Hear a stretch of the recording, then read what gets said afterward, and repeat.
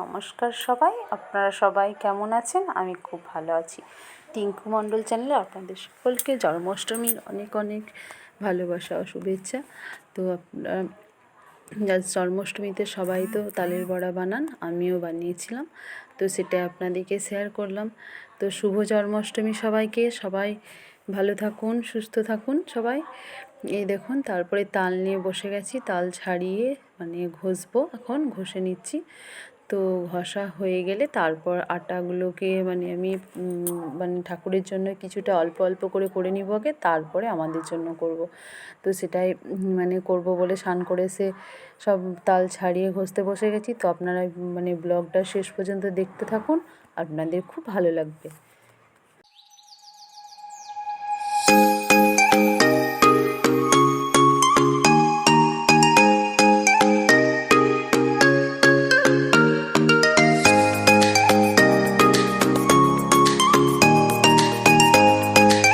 তো এই দেখুন, তো তালের মানে যে মাড়ি হয়, মাড়ি দিয়ে মানে লুচির জন্য আমি আটা মাখা হয়ে গেছে, তারপরে মাখছি বড়ার জন্য। তো এটা ভাবছি বড়া করব, অল্প একটুই নিয়েছি এটা ঠাকুরের জন্য। তো আমি ঠাকুরকে মানে এই দিনে বেশি কিছু দিই না, অনেকে দেখি ফল টল অনেক কিছুই বানিয়ে দেয়, তো আমি শুধু তালের বড়াই দিই আর লুচি করে দিই। তো এটাই প্রথম থেকে ফার্স্ট করে আসছি, তো এই দুটোই দিই। আর হয়তো কোনো দিনও ফল থাকলে হয়তো পুজো করি এমনি ঘরে ফল টল দিয়ে, আর জন্মাষ্টমীর দিন ফল খুব কমই দিই। তো লুচি বড়া দিয়ে আমি সেদিন পুজো করি। তো আমাদের দেশের বাড়িতে আমি দেখেছি এগুলোই করে, সুজিও করে, তো আমি সুজিটা আর বানাইনি, তো লুচি বড়াই শুধু করেছি। তো এই দেখুন আমার হয়ে গেছে সব আটা মানে মাখা। তো লুচিগুলো আগে করে নিচ্ছি, তারপরে বড়াগুলো করে নেবো। তো ঠাকুরের জন্য ঘিয়ে করছি, আর আমাদের সাদা তেলে বানাবো।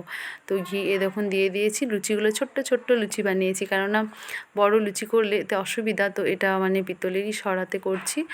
আর যে বাসনগুলো সবই এগুলোই নিরামিষই বাসন, কিন্তু আমার হ্যাঁ গ্যাস আলাদা, এক্সট্রা গ্যাস আমাকে পরে নিতে হবে, এখন নেওয়া হয়নি। তো এই গ্যাসে ভালো করে পরিষ্কার করে ধুয়ে মেজে নিয়েছি।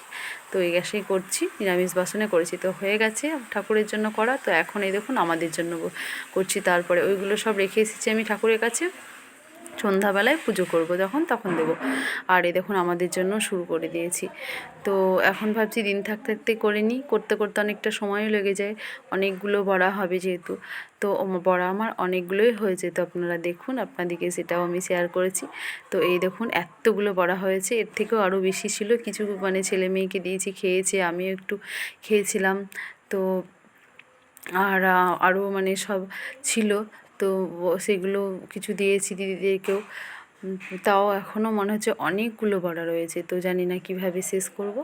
দেখি হয়তো কাউকে সেরকম হলে একটু দিয়ে দেবো, কেননা এতগুলো বড়া রেখে দিয়ে নষ্ট করে তো লাভ নেই। আর হ্যাঁ, লুচি দিয়ে খাওয়ার জন্য আমি ভাবলাম শেষে একটু আলুর তরকারি করে নিই। তো এই দেখুন আলুর তরকারিও একটু বসিয়ে দিয়েছিলাম, কেননা বসে গেলে করার পর আর উঠতে ইচ্ছা করে না, তো তখন তরকারিটা করতেই ইচ্ছে করবে না, কেননা দিনে সেরকম কিছু করিনি, সেদ্ধ ভাত করেছিলাম, এই জন্য একটু আলুর তরকারি করে নিলাম লুচি দিয়ে খাওয়ার জন্য। তো এই দেখুন আলুর তরকারিটা আমার হয়ে গেছে। তো কেমন হয়েছে বলবেন, ব্লগটা যদি ভালো লেগে থাকে লাইক শেয়ার ও কমেন্ট করবেন। আমার এই দেখুন সন্ধ্যাবেলায় পুজো দেওয়াও হয়ে গেছে, তো সেটা আপনাদেরকে শেয়ার করলাম। তো আমার সেরকম মানে ঠাকুর রাখার জন্য সিংহাসন নেওয়া হয়নি, তো ওইগুলোতেই থাকা আলমারিতেই। তো কেমন হয়েছে বলবেন, ভালো লাগলে লাইক করবেন, আর যারা নতুন রয়েছেন চ্যানেলটিকে সাবস্ক্রাইব করবেন। তো আজকের মতো ব্লগটা এখানেই শেষ করছি। তো আপনারা সবাই ভালো থাকবেন, সুস্থ থাকবেন। তো টাটা, বাই বাই।